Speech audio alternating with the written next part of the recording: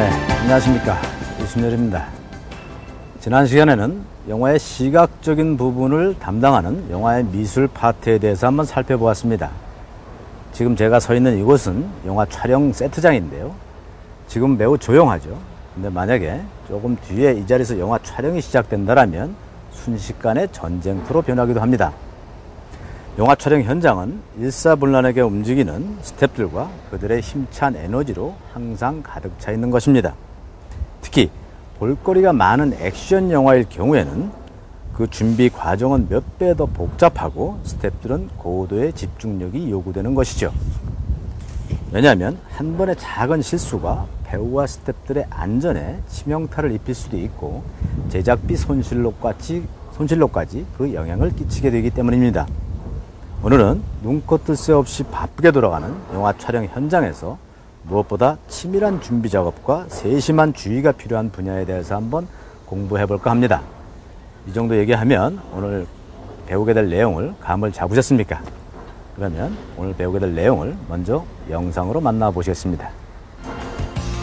영화, 특히 극영화는 우리가 살고 있는 모습 그대로를 카메라에 담는 것이 아니다.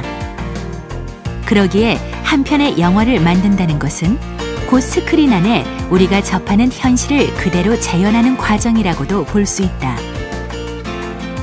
점점 규모와 내용이 다양해지는 영화. 관객들은 영화 속 조그마한 것들도 자신들이 현실에서 보고 들어왔던 것과 다르면 영화를 단순히 허구로만 받아들이거나 영화 기술력에 대해 실망을 보이는 경우가 종종 있다. 이러한 부분을 극복하기 위해 영화 스태프들은 좀 더 사실적이고 현실감 있는 연기와 소리, 영상을 만들기 위해 꾸준히 노력하고 있다. 촬영, 조명을 비롯한 미술, 음향, CG 등 다양한 분야에서 그 모습을 찾아볼 수 있는데 오늘 이 시간에는 동시녹음과 특수효과, 무술팀에 대해 알아본다. 영화 역사에서 가장 큰 전환점은 무성영화 시대에서 유성영화 시대로 접어들면서부터라고 할 수 있겠는데요. 그림만 존재하는 화면에 자막이라든가 효과음, 변사의 목소리가 전부였던 무성영화 시대는 동시녹음이 가능한 카메라가 개발되면서부터 시청각을 함께 움직이는 영화로 거듭나게 된 것입니다.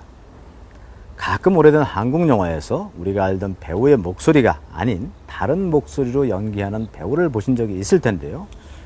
그 이유는 그 시대 영화의 대부분이 영화의 그림이 완성되면 성우가 배우의 입을 보고 나중에 녹음실에서 대사를 더빙하는 방식으로 이루어졌기 때문입니다. 그래서 그 시대에는 모든 영화의 주인공의 목소리가 대부분 같았던 것이죠. 하지만 80년대부터 우리나라 영화에서도 동시 녹음이 시작되면서부터 우리는 배우들의 진짜 목소리를 듣게 된 것입니다. 동시 녹음 작업은 단순히 연기자들의 대사만 녹음하는 것이 아니라 대사와 동시에 발생하는 배경음, 심지어 소음까지도 세심하게 담을 수 있어야 합니다. 또한 동시 녹음 작업은 후반 작업의 믹싱 과정에 영향을 대단히 크게 미치기 때문에 촬영 현장의 소리가 보다 정확하고 깨끗하게 녹음이 되면 후반 작업에서 따로 소리를 만들거나 많은 수정 작업을 거치지 않기 때문에 그만큼 시간과 비용을 절감할 수 있는 것이죠. 배우들의 대사는 물론 현장의 소음, 각종 현장의 효과음들이 풍부하게 녹음되면 후반 작업할 때 폴리나 각종 음향 효과의 작업을 좀 더 쉽게 진행할 수도 있고 결과적으로 현장의 생생한 느낌을 관객들에게 전달하는 데 매우 효과적이기 때문입니다. 이러한 효과를 얻기 위해서는 동시녹음 팀의 기술적인 능력은 물론이고 원하는 사운드를 담을 수 있도록 촬영장 주변을 최적의 상태로 만드는 것도 대단히 중요한 것입니다. 동시녹음에 대해서 좀 더 자세히 살펴보기 위해서 현장에 있는 전문가들을 불러서 한번 만나보도록 하겠습니다.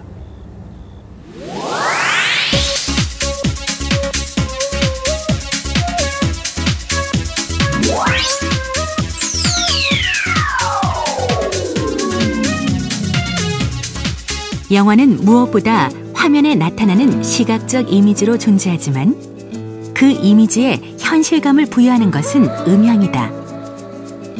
영화에서 동시 녹음 감독은 현장 녹음을 위해 매 순간 촬영 환경에 주의를 기울여야 한다. 촬영 중 내내 귀에서 헤드폰을 뗄 수 없는 동시 녹음 감독은 오로지 대사와 주변 소리에만 집중한다. 그는 배우들의 연기를 소리로 듣는 사람이고 따라서 배우들의 시각적 연기에만 주로 집중하고 있는 다른 스태프들이 감지하지 못한 사운드의 결점이 생기면 감독에게 재촬영을 권유할 수 있어야 한다. 동시 녹음하는 데서 필요한 장비가 보통 이제 녹음기, 마이크, 그다음에 붐이라고 그래가지고 마이크를 지탱해주는 들고 있는 그 막대기가 그걸 붐이라고 하거든요. 그거하고 그다음에 라인, 이 정도가 가장 기본적인 요소인데, 예전에 나그라라는 릴 테이프에 대해서 그 아날로그적인 그런 녹음기로 이제 녹음했고, 그 다음에 디지털 테이프라는 게 나와가지고 좀 DD라는 녹음기를 갖고 했어요.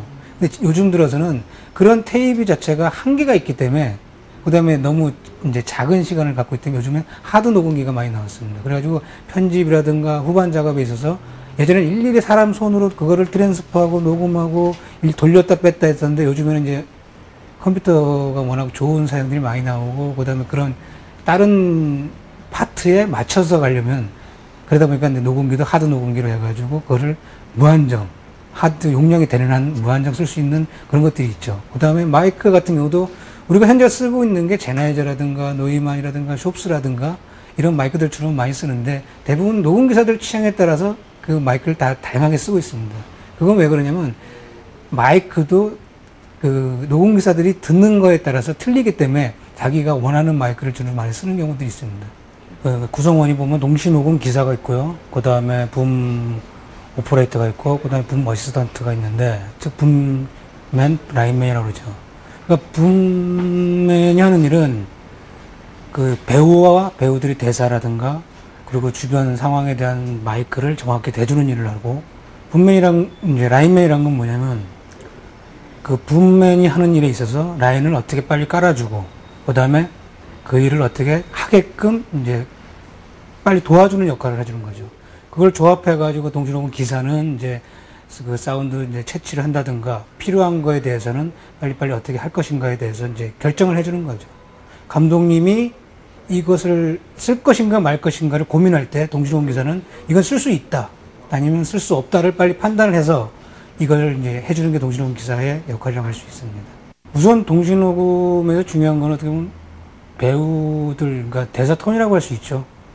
그 영화에 있어서 감독님이 이거는 어떤 색깔의 톤으로 배우 톤을 유지하고 그걸 잡아줄 수 있느냐를 잡아주는 건데, 어느 현장을 딱 나갔는데 여기는 조용한 곳이래야 이제 맞는 이제 영화의 구성 그런 장면인데, 주변에 갑자기 화면에는 예를 들어서 사무실인데 막 공사 소리가 들린다든가 차 소리가 들린다든가 아니면 뭐 위에서 애들이 떠든다든가 그러면 참 하기 힘들거든요. 그런 거를 제어하고, 우리가 영화를 봤을 때 그 대사만 들리는 것이 아니고 주변에 많은 소리가 같이 들리잖아요. 근데 우리가 영화를 찍을 때는 어떻게 보면 깨끗한 대사만 잡아내는 게 제일 중요하다고 생각해요. 나머지 소리는 이제 후반 작업에서 그걸 만들어내는데, 동시녹음 기사가 후반 작업에 필요한 그런 소스들을 또 다시 현장에서 따야 되거든요. 그래야만이 나중에 영화를 만들 때 그것이 중요한 그 역할을 하는 거기 때문에, 동시녹음 기사는 무엇보다도 중요한 게 배우의 대사 톤, 그 다음에 배우가 어떻게 대사를 하느냐에 따라서 그거를 잡아내주는 게 가장 중요한 역할이라고 할 수 있습니다. 현장에서 마이크 세팅은 카메라와 조명의 세팅이 끝난 후에 하게 된다. 테스트나 리허설 때 동시녹음 기사는 사운드의 소스를 확인하고 붐 오퍼레이터의 위치를 확인한 후 녹음기를 세팅한다. 모든 스텝이 촬영 준비 완료 상태가 되면 녹음팀 쪽에서도 녹음 가능한 상태가 되었다는 뜻으로 스피드를 외친다. 이렇게 모든 촬영 장비가 가동되면 연출부의 한 사람이 슬레이트를 치게 되고, 감독은 액션을 외치면서 배우의 연기는 시작된다.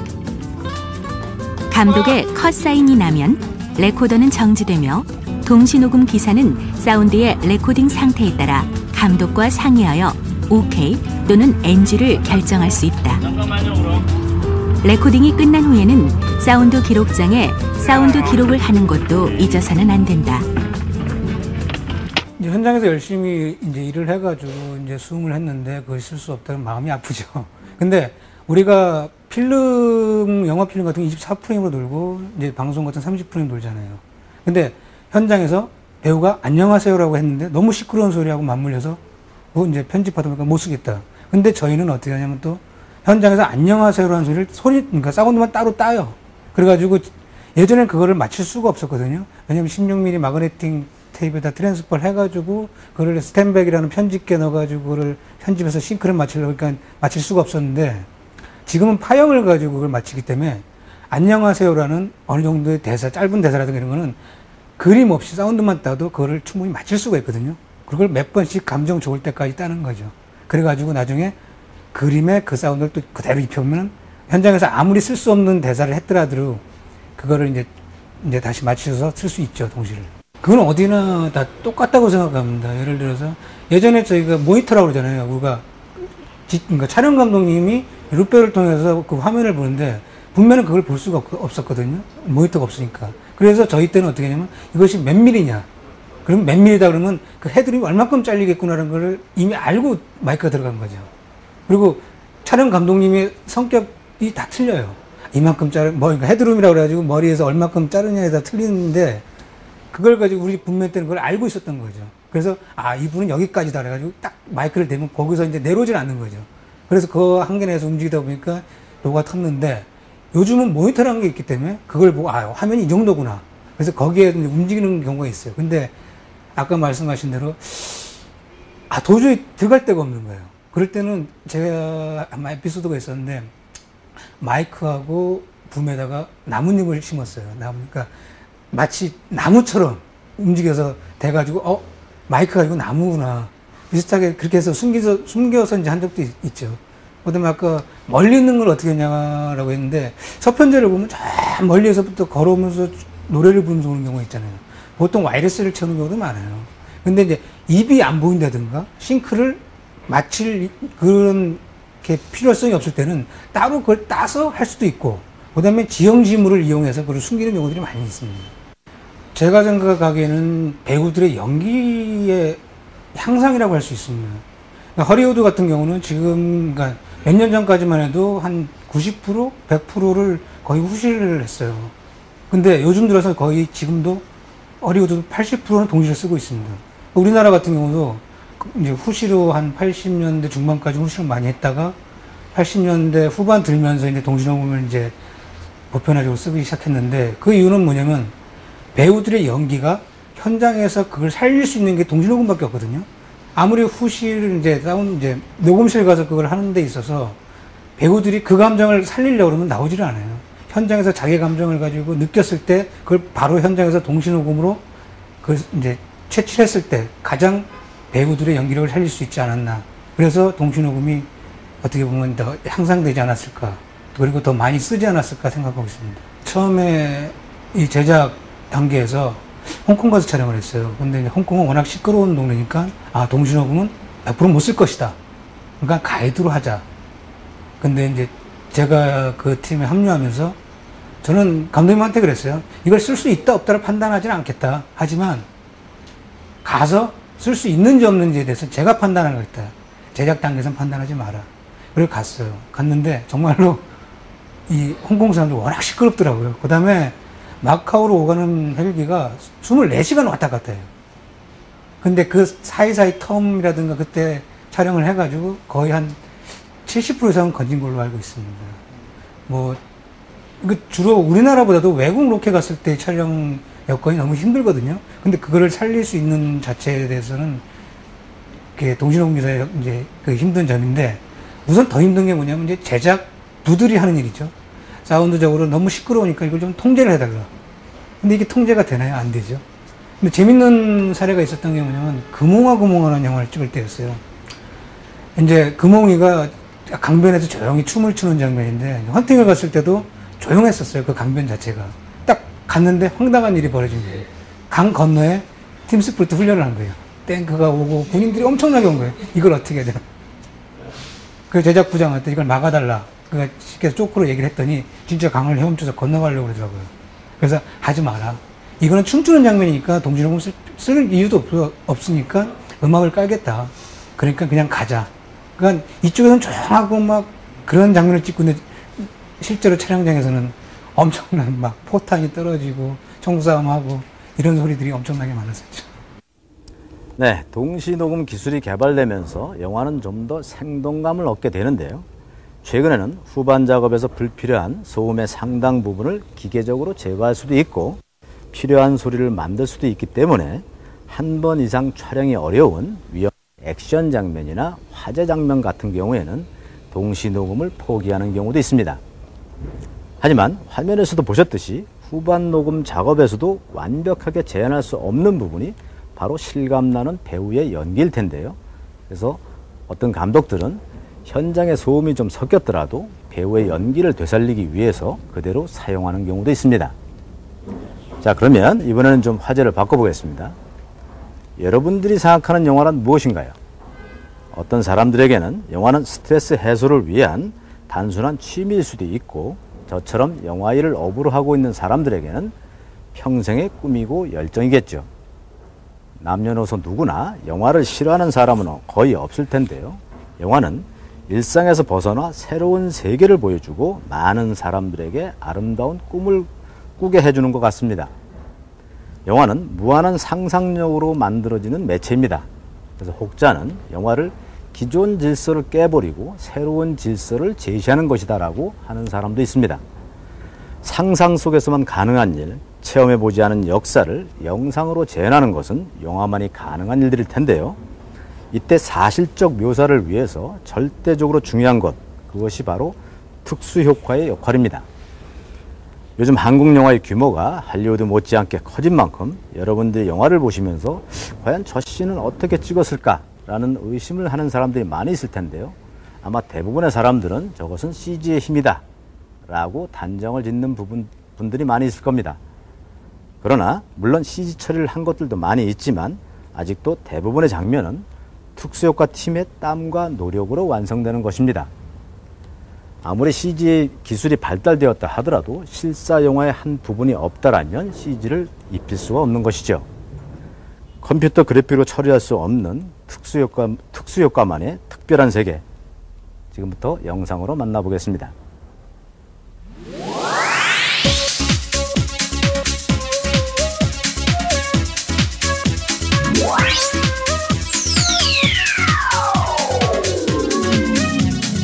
더 이상 할리우드 영화에서만 가능한 일이 아니다. 영화적 상상력을 구현할 수 있는 범위가 날이 갈수록 커지고 있는 한국 영화. 이를 가능케 한 것은 바로 특수효과의 힘이다. 국내뿐만 아니라 해외로부터 극찬을 받은 영화, 괴물의 특수효과. 한국 영화가 세계 속에서 우뚝 설 수 있는 경쟁력이 특수효과임을 보여준 것이다. 한국 영화의 특수효과는 어디까지 왔을까? 지금부터 영화적 상상력을 현실로 만드는 힘, 특수효과에 대해 살펴보자. 영화 화면에서 보면은 폭발을 한다든가 아니면 총탄 효과를 낸다든가 뭐 간혹 자연 효과 쪽으로 가면 이제 비나 바람, 눈 뭐 이런 걸 구현하는 그런 걸 담당하는 팀인데요. 또 때로는 이제 CG가 많이 작업을 요즘은 주도하는 편인데, 근데 실사가 없이는 CG도 불가능하다고요. 그러니까 우리가 대체적으로 그 소스를 많이 만들어줘야만이 CG도 복합적으로 도움이 될 것 같아요. 그러면 설례로 보면은 뭐 물을 구현하는 표현이라든가 불을 구현하는 표현이고, 모든 게 3D로 다 해결할 수 있는 건 아니거든요. 그 CG로 모든 걸 다 하면은 어떤 현상이 일어나냐면은 이 만화 같은 그런 느낌, 애니메이션 영화가 된다는 거죠. 근데 사실적으로 저희들이 구현해주는 그 효과 자체를 CG가 활용하는 가능해요. 그만큼 소스가 없이는 CG도 불가능하다는 거예요, 내 생각은. 근데 보통 사람들이 알기는 CG는 뭐든지 다 된다라고 표현을 하는데, 그러면 표현은 되는데 결국은 애니메이션 영화밖에 안 된다는 거예요. 그 실사가 없이는 CG도 무의미하다는 거예요. 그러니까 어우러져서 우리가 또 실사로 구현하지 못하는 그 CG가 어느 정도 구현해주고 좀 모자란 거 도와주고 이렇게 표현이 돼야만이 영화에 적합하다고 생각하는데 지금 모든 사람들이 배우는 학생들이고 모든 사람들이 안 되면은 CG로 하지. 이런 말이 그냥 계속 반복적으로 나오는 게 그게 결국에는 어떻게 되냐면은 영화를 역행한다는 거죠. 옛날에 우리가 아날로그식으로 했던 방식으로 가는 것만도 못할 수도 있어요. 나중에 그러면은 배우도 필요 없고 배우도 쓰지 말고 3D 캐릭터 만들어갖고 그러면 뭐 애니메이션 영화를 만들지 뭐 하려고 실사를 추구합니다. 그 결국에는 그러다 보면 배우도 필요 없는 그런 영화를 만들 수밖에 없는 상황이 되는 거예요. 그렇게 계속 CG만 요구한다면. 그럼 우리 특효도 필요 없고 스태프들이 아무도 필요 없어요. 애니메이션만 전문하는 사람들이 있으면 된다는 거예요. 그러니까 실사를 최대한 구현하고 그러고 이제 좀 모자란 거 있으면 CG가 그걸 이제 더 세워서 한다든가 이렇게 돼야 되는 건데 지금 현재 보면은 너무 CG 쪽으로 의존도가 높은 것 같아요. 폭파한다든가 이러면은 그리고 우리가 작업하는 게 위험하기 때문에 항상 안전이 제일 우선이에요. 근데 안전이 우선이다 보니까 뭐든지 사람이 제일 안전한가부터 판단하고 나서 해야지 작업을 해야지 우리가 하고 싶은 대로 다 욕심내서 할 수는 없어요. 그러니까 때로는 그만큼 효과를 낼 수 있는데도 안전 문제 때문에 못하는 경우가 허대요. 그러니까 카메라가 어디까지 들어와 있나 배우가 어디까지 접근하나 안 하나 그런 걸 파악을 정확하게 해야 된다. 그렇지 않으면 항상 사고가 이거 그래서 때로는 상대방이 요구하는 게 너무 과하다 싶다. 상대방이 누구냐면 감독님이나 뭐 제작자나 누군가 요구하는 게 과하다 싶다. 뭐 안전에 관련된 거는 절대 배제하죠. 아무리 일이 욕심이 나도 저게 인명피해가 있을 것 같으면 절대 안. 현장에서 사실감 있는 장면을 연출하기 위해 특수효과팀의 노력은 실로 크다. 열악한 환경 속에서 그들은 생동감 넘치는 한 장면을 만들기 위해 불철주야로 뛰어다닌다. 그리고 그들에게 무엇보다 중요한 건 스태프들의 안전이다. 이야기하면은 예를 들어서 지금 현재 이런 같은 경우는요. 화살 발사기라고 해가지고 우리가 저게 예를 들어서 사람이 쏘는 화살을 또 그만큼 가짜 화살 쏘기 때문에 멀리 안 나가요. 그러면 우리가 마음대로 거리 조정도 되고 안전하게 쏠 수 있는 그런 장치를 이렇게 개발해서 만들어가지고 카메라 뒤에서 저게 정면으로 쏘는 게 이거 보시면은 이렇게 날아가거든요. 그 이제 이걸 이제 사람한테도 접목시켜갖고 사람한테 직접 쏘게 돼요. 하다 보면. 그리고 보통 이제 30발짜리나 뭐 10발, 15발짜리 해갖고 보통 한 100발까지는 쏠 수 있게끔 저희가 이제 요번에 준비해가지고 썼어요. 요 작업 같은 거 그렇고 또 조금 지나가서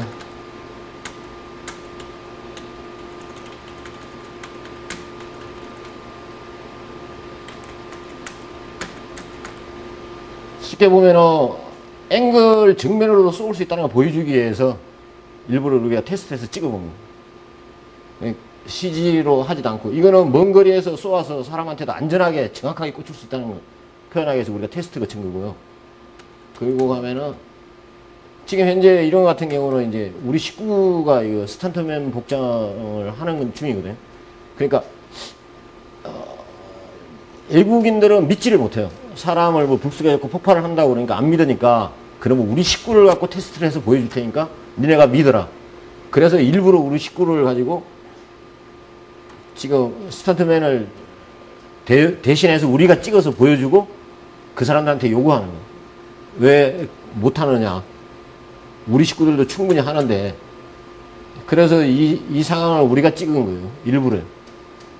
쉬는 날 잡아가지고 그래 가서 보여주면서 이런 거 되는데 왜 안 찍냐.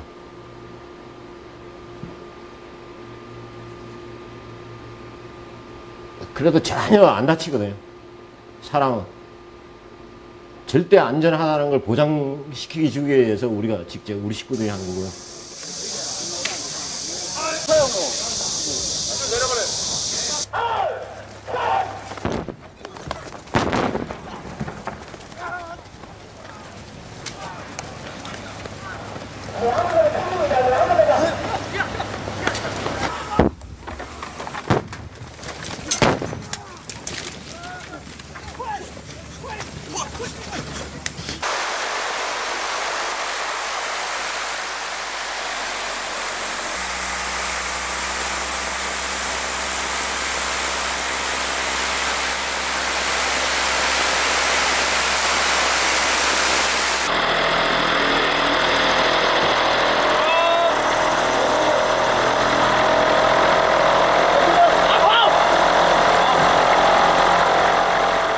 처음에 만났을 적에 헐리우드에서 못하는 걸 우리 아시아에서 구현해보자.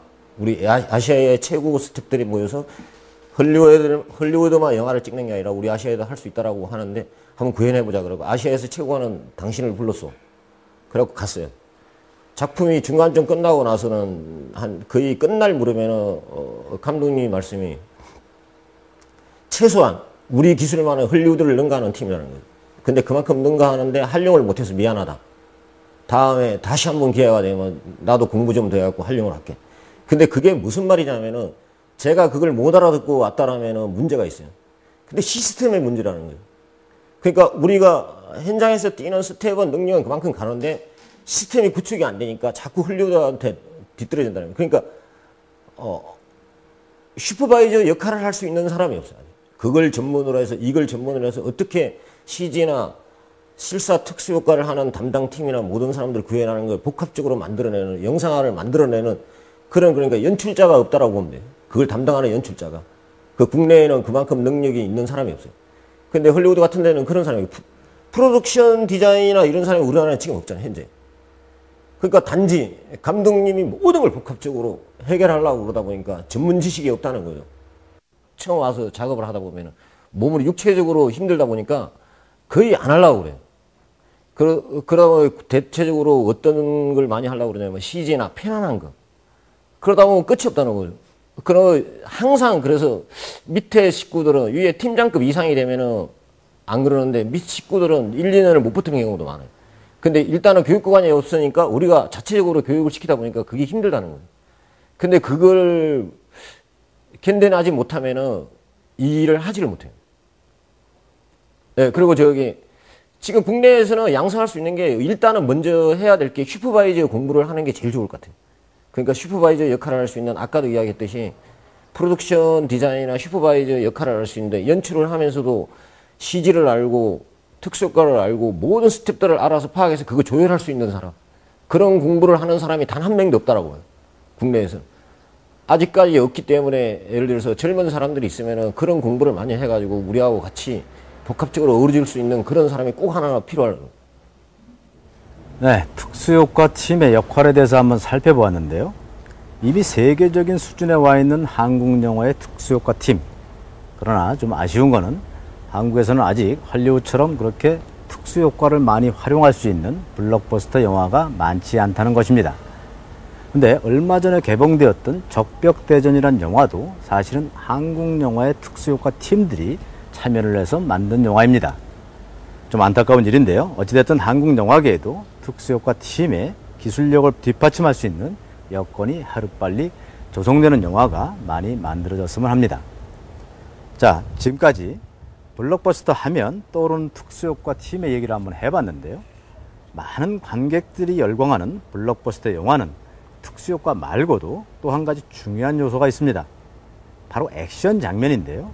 여러분은 액션 영화 하면 반사적으로 생각나는 영화가 할리우드 영화나 옛날에 성룡이 나왔던 홍콩 영화를 많이 연상하실 겁니다.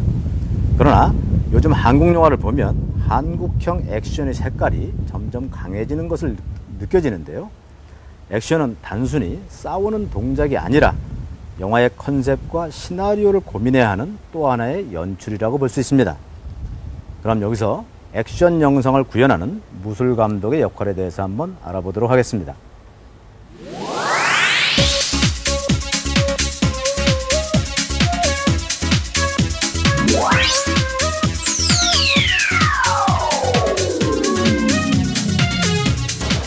현란한 액션 영화의 모든 것이 만들어지는 곳, 서울 액션 스쿨. 이곳은 영화를 준비하는 배우와 액션 배우들의 연습 공간이다. 사고의 위험성을 안고 있는 액션 영화. 액션 동작 하나하나에도 철저한 준비가 필요하다. 지금의 무술 감독은 여러 가지 역할들을 많이 해요. 그러니까 준비 단계부터 어떤 스턴트 장면을 어떻게 구상을 해서 어떤 식으로 찍을 건가부터 편집을 어떻게 할 것인가, 그리고 이걸 어떻게 안전하게 구현을 할 것인가, 뭐 이런 것까지도 준비 단계부터 막 하거든요.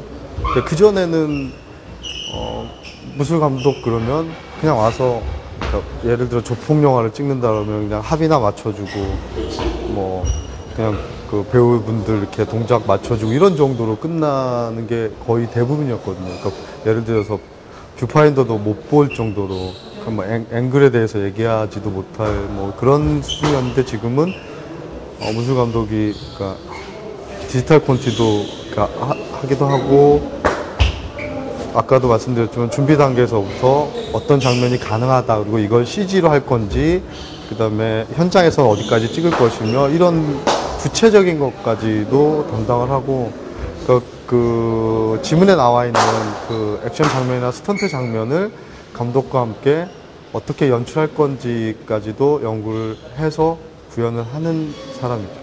광범위하게 이제 역할들이 많아졌잖아요. 그리고 이제 관객들이나 TV를 보는 시청자들 눈도 되게 높아졌잖아요. 외화들이 굉장히 좋은 것들도 많고 물량 면에서나 규모 면에서 뭐 따라가지도 못할 정도로 이런 것들이 많으니까 이제 눈은 높아졌는데, 그러니까 저희 우리나라 실정에 맞출 수 있는 그러니까 맞는 그런 여건들이 갖춰지지 않는 우리가 해낼 수 없는 장면들도 솔직히 있잖아요. 그러니까 그런 거에 대한 솔직히 부담감도 있고요.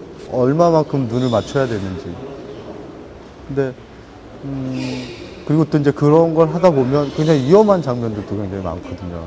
그전에는 현장에서 그러니까 지금처럼 준비 단계에서 자 이걸 이렇게 해보고 테스트를 어떻게 해보자 이런 게 없었거든요. 또 현장에서 가서 NG가 나면은 스턴트 팀이, 그러니까 무술팀이 야 뭐야, 야 이거 NG 안 내려고 너네 부른 건데 너네가 NG 내면 어떡해, 이렇게 되거든요. 그러니까 연기자분들이 연기를 하는 데 있어서 NG 내는 건 괜찮아 다시 가면 되지 뭐 이럴 수 있는데 저희들이 NG라는 건 사고거든요. 근데 그걸 조금 지금도 물론 지금도 조금 그런 시선들이 좀 있어요. 영화에서 액션은 단순히 때리고 맞는 행위가 아니라 상황에 맞는 감정까지 계산해야 한다. 시나리오 컨셉에 따라서 액션의 스타일과 감정이 다르기 때문에 무술 감독에게는 무엇보다 시나리오 분석력이 요구된다. 감정이 없는 액션은 영화의 흐름에 역행하게 된다. 한 번의 NG가 곧바로 사고로 이어지는 액션 장면을 찍는 무술 감독들. 동작 하나하나에도 치밀한 계산과 연습이 선행되지 않으면 액션은 위험천만한 모험으로 변하게 된다. 지금은 사전 단계에서 만약에 차량 어떤 무슨 장면이 있다, 그 차가 뭐 전복을 해야 된다, 그러면은 실제로 비용이 좀 들지만 차를 대여를 해서 그 폭파 장면을 해본다든지, 그러니까 사전에 준비 단계에서 그런 테스트를 해봐요. 그래야 현장에 가서 실수가 없으니까. 그리고 현장에 가서도 막상 이제 다른 여러 가지 문제로 NG가 나더라도 조금은 그런 시선들이 좀 덜하죠. 올드보이 같은 경우 그닥 액션은 별반 이제 다른 액션하고 틀리지 않는데, 그러니까 나이 드신 배우가 한 2분 30초 이상을 한 2분 50초 정도 될 거야. 하부도는 동작으로는 한 5, 6개 되는 동작을 다 외우셔갖고 해주셔서 그거 사람들이 명장면으로 뽑아주고 그러니까 좀 뿌듯하더라고요. 그런 게 좀 기억이 남습니다. 제가 드러나지 않지만 거의 모든 스턴트맨들이 그러실 거예요. 그리고 영화 하시는 분들이나 방송 하시는 분들도 마찬가지예요. 엔딩 크레딧에 이렇게 자기 이름이 이렇게 올라갈 때 그 광고에도 나오던데 막 굉장히 뿌듯해하고, 그리고 그 장면을 보고 사람들이 감동을 받거나 대단하다 이렇게 만약에 같이 영화를 관객으로서 봤는데 그런 사람들의 표정을 봤을 때 저는 굉장히 보람이 있고 막 뿌듯하고 그러거든요. 그리고 맨 처음에 말씀드렸듯이 이제 무술 감독이나 스턴트 쪽 이제 역할들이 굉장히 커졌어요. 그러니까 액션 컨셉을 어떻게 잡느냐부터 시작을 해서 편집도 할 줄 알아야 되고 대본 분석도 알아야 되고, 그리고 중요한 건 스턴트 코디함에 있어서 어떻게 위험한 장면을 위험하지 않게 연출할 것인가, 이것부터 또 굉장히 중요하거든요. 그래서 이걸 준비하는 분들은 기본적으로 운동은 무조건 하셔야 되고요. 그래야 많은데 이제 일들을 나갈 수도 있는 거예요. 만약에 특기가 차량을 굉장히 많이 해요. 근데 우리나라에서 차량을 갖고 하는 그런 영화가 주된 영화가 아닌 이상에는 영화 장면 한두 장면 나오면 끝이잖아요. 그럼 솔직히 경제적인 문제에도 따르잖아요. 그러니까 기본적인 건 그러니까 무조건 운동을 하셔야 되고 그 다음에 다른 특기를 가질 수 있으면 굉장히 좋고 그런 건 또 이제 여기 와서 뭐 이런 다른 스턴트 팀에서도 배울 수 있는 문제일 수도 있으니까 그 다음에 시나리오 분석력을 기르기 위해서 책 같은 거나 시나리오를 많이 보셔야 되고 그 다음에 진짜 전반적인 영화 공부를 하신다고 생각을 하면 돼요. 편집 공부 하셔야 되고 좋은 영화들 많이 보면서 감각 기르셔야 되고 저 같은 경우에도 한 15년 됐는데 그전에는 그런 거를 기를 만한 여유도 없었고 그럴 만한 걸 배울 만한 장소도 없었거든요.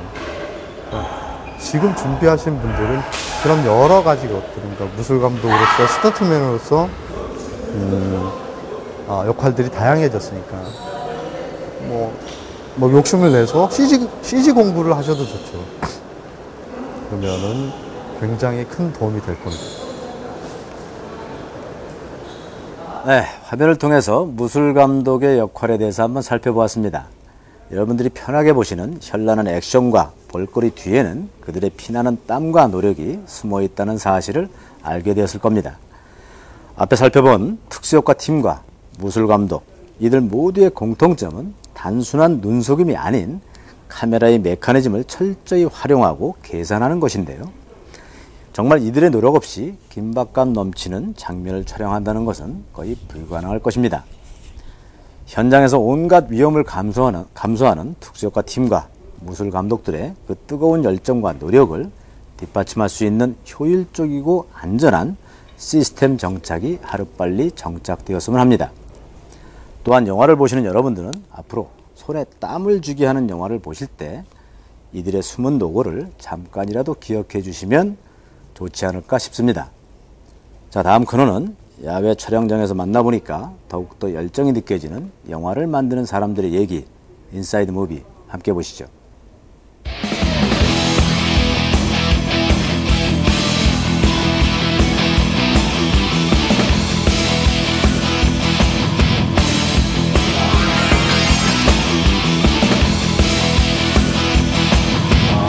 좋은 영화 만들어준 감독님과 배우들 그리고 또 한 번 이렇게 멋진 퍼포먼스 보여주신 분들께 뜨거운 박수를 다시 한번 보내주시고 감사합니다.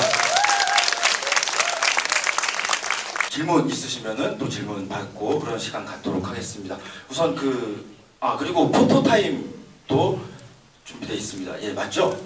예, 사진 찍는 시간 갖도록 하겠습니다. 그리고 우리 액션 배우다에 대해서 한마디씩 좀 들어보는 시간 갖도록 하겠습니다.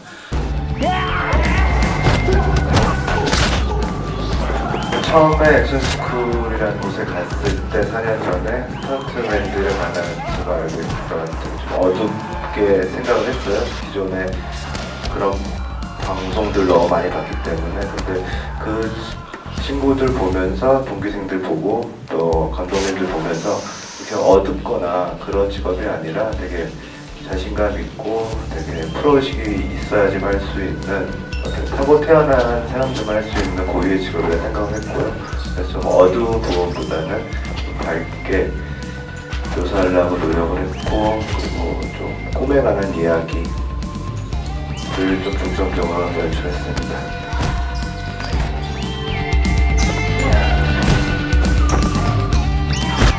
이 일에 목숨 걸고 왔으니까 제일 처음에는 무조건 들이댔어요. 운동 좀 하신 거 있으세요? 스턴트를 하려고 한 건 아니라 어릴 때부터 성룡이나 이런 거를 저도 좋아했기 때문에 그걸 보고 자란 세대라 우연히 서울 액션스쿨이라는 데를 알고 지원하게 됐는데 거기를 합격을 해서 6개월이라는 수료 기간을 겪으면서 이거 오기가 생기더라고요.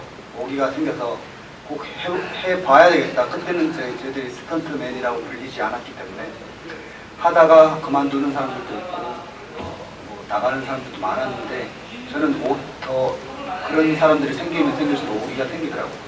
좀 더 해보고 싶고 어떻게 전 칼을 뽑았으니까 뭐라도 한번 썰어보자라는 심정이 너무 컸기 때문에 뭐 그렇게 하다가 지금 이 자리까지 오게 된 것 같아요. 좀 뒤집는 걸 말씀하시는데 뒤집으라 그러면 뭐 다리 찢기도 스트레칭도 안 되지만 그냥 그 앞에서 그 청바지 입고도 청바지 꽉 끼는데도 했어요. 좀 무섭진 않다는 거예요. 배우인데 액션을 배우고 싶어서 질문하신 건지 아니면 그냥 어떤 스타트맨이나 이런 걸 하고 싶어서 질문하신 건지 그걸 정확하게 알고 싶거든요. 다시 하고 싶을 때는 아까 차 뒤집는 장면 보셨겠지만 그 영상이 저한테도 있는데 그거 볼 때마다 제가 뒤집은 다음에 이제 카 소리가 나면은 저희 식구들이 액션 스쿨 식구들이 이렇게 뛰어나와요. 그런 거 보면은 참 저 사람들도 보고 싶고 좀 그런 감정은 좀 있습니다. 뭐 후회는 안 하는데 후회는 안 합니다. 직업이 미용사였는데. 아 여기서는 뭐 미용사 네. 뭐 이렇게 머리 보여줄 수는 없잖아요. 그거는 그거 말고 몸으로 보여줄 수 있는 거. 아, 후회는 없고요. 뭐든 뭐 지르고 나서 후회는 절대 없습니다. 네, 후회가 있다면 그 남아있는 선후배들한테 미안한 감이 있고요. 네, 제가 어느 정도 현장을 아는 짬밥이고 시야가 안 보이는데 고칠 게 뭔지 아는 짬밥이었는데 그거를 알면서 못 고치고 그냥 일단 난 내가 싫으니까 떠난 거다라는 그거밖에 안 돼서 그게 갈 수 있는데 조금이라도 틀어지면은 또 사고로 이어지니까.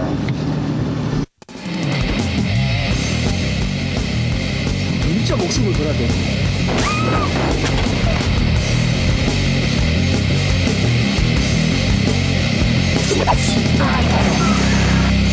하나님 잠깐 보고 웃을 수도 있었는데 이게 무섭다는 생각이 들면은 이 일을 했으면 안 되고 할 수도 없을 거야.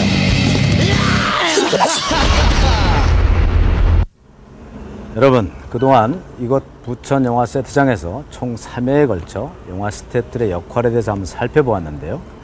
저는 여러분들이 이 시간을 통해서 꼭 한 가지만은 기억해 주셨으면 고맙겠습니다. 좋은 영화는 감독 한 사람의 능력이나 인기 있는 출연자의 스타 파워만으로 되는 것이 아니라 각 파트에 속한 스태프들이 프로 정신을 가지고 전문성을 발휘할 때에만 좋은 영화가 완성이 될 수 있다는 것이죠. 그러면 다음에는 배우의 역할에 대해서 한번 살펴보도록 하겠습니다. 그럼 다음 시간까지 안녕히 계십시오.